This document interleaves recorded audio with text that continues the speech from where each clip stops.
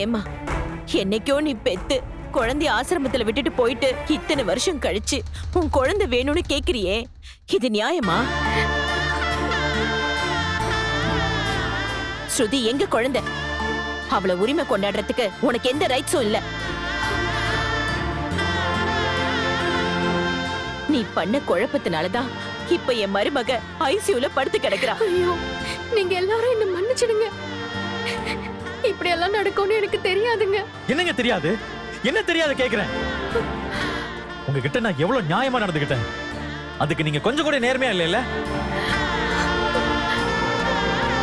இங்க பாருங்க, என் அன்னைக்கு ஏதாவது ஆச்சுன்னா நான் உங்களை சும்மாவே விட மாட்டேன்.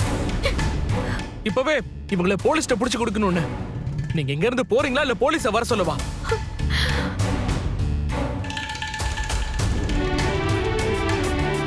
உங்களால நானும் என் குடும்பமும் அவ்வளவு அஃபெக்ட் ஆயிருக்கும் தெரியுமா? இதோ ஸ்ருதி இப்ப உங்க கண்ணு முன்னாடி உயிரோட நிக்கிறானா, அதுக்கு காரணம் என் வைஃப் பார்வதி தான்.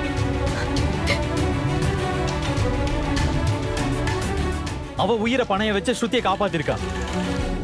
அந்த மனசு ஒரு அம்மாவை விட வேற யாருக்குங்க வரும்?